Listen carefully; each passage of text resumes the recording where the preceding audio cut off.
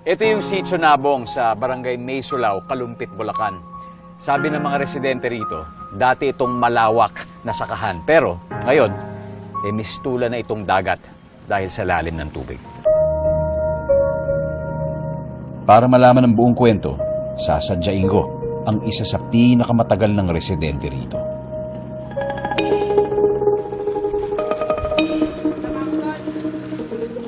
Mapasok tayo ngayon sa parang kalye nila.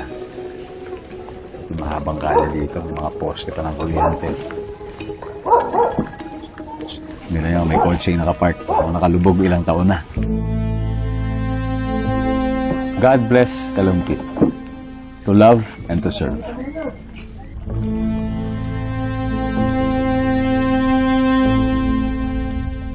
Ito daw yung nagsisilbing parang catch basin ng siguro yung mga mas nakatataas na bahagi ng Bulacan, ng Pampanga. Kaya dito talaga napupunta lahat ng tubig. Kung di mo maririnig yung tahol ng mga aso, parang isang ghost town talaga itong pinapasok natin. Mistulang isang ghost town. Kagaya ng mga bahay na yan, tingnan mo. Alam mong bakas na may nakatira dati. Siguro sari-sari store dati yan. Ito, parang medyo malaki-laking bahay ito. Sabi nga nila, ngayon, talagang lampas tao na ang tubig dito sa lugar na to.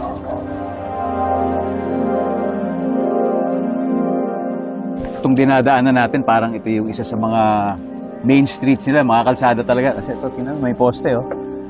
Alam nyo kung gaano kataas ang isang poste, pero ngayon, lampas kalahati na ng poste ang tubig.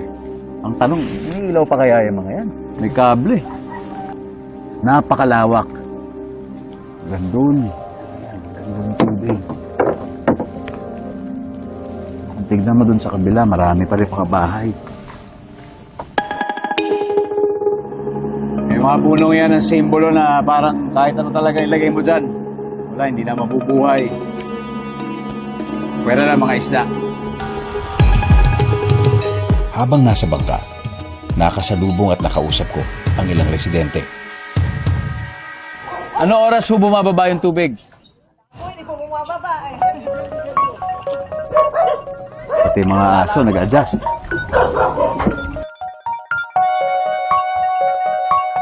May pasok kayo ngayon? Sino sumabay?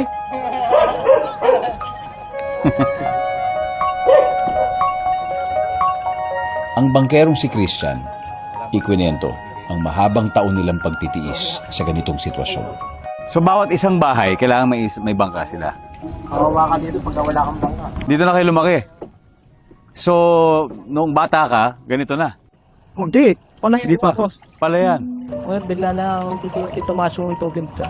Tapos ito huli, biglaan talaga na kanyang tubig. Ito, biglaan to. Itong ganitong height. Mga mula kailan kaya ito? Ilang taon na? Meron 20 taon siguro ni Butos. 20 taon. Pupuntahan nating bahay, yung kay Nanay Evelyn. Malayo pa.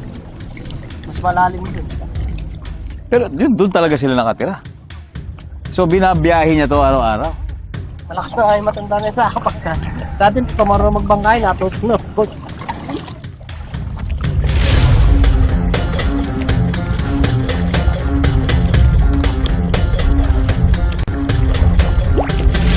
Pagkatapos bumiyahe ng mga 20-25 minutes, baka nga 30 eh.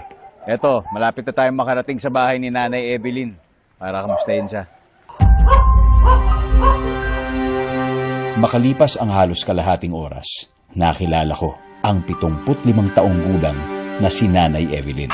Nay, kamusta po? Dahil sa taas ng tubig, lubog at halos hindi na makita ang unang palapag ng kanyang bahay. Ito po yung aming bahay. Meron po akong mga alagang aso at saka po pusa.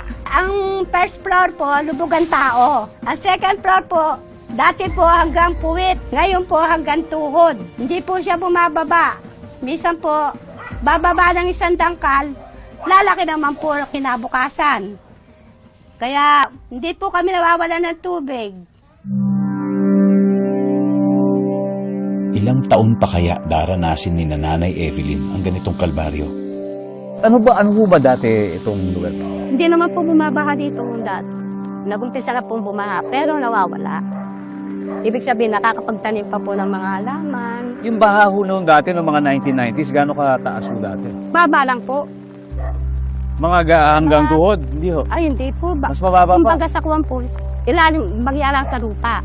Lupa. So, bagya lang, mga ganun lang. Mababa lang po. Hindi malalim. Tapos, natutuyo siya. Lahat yan mga talay. Talay. Tapos marami po mga punong kahoy, may mangga, may santon, sari-sari po. Hindi kami bumibili ng mga prutas. Paano ho yan? Paano kung pupunta kayo sa bayan? Paano kung lalabas ho kayo? Bangka po. Kasi po noon dito nakakadaan dito. May karsada po rito, may karsada diyan. Yung po mga karsada noon hindi lumulubog. Eh ngayon, lubog lahat. Pati dito, lubog yan. Eh, Nay, bakit hindi po kayo lumilikas? Bakit nandito pa rin po kayo hanggang ngayon? Hindi kami lilikasan. Doon po sa taas ng dike. Naghahanap po kami ng nilipatan doon na upahan bahay. Wala na po kami nakuta. Halos mayroon na pong nangungupahan doon mga paupahan nila. Mahalos tinuma. Kasi po hindi lang kami ang lubog eh. Halos na po lubog. Sa tuwing naaalala niya ang dati nilang buhay, hindi niya mapigilang maging emosyonal. Mahirap po, lalo na po paggabi na. Mahirap. Hindi po kayo maniniwala. Minsan natutulog ako. Lumagpag ako sa tubig. Akala ko na nanaginip lang ako.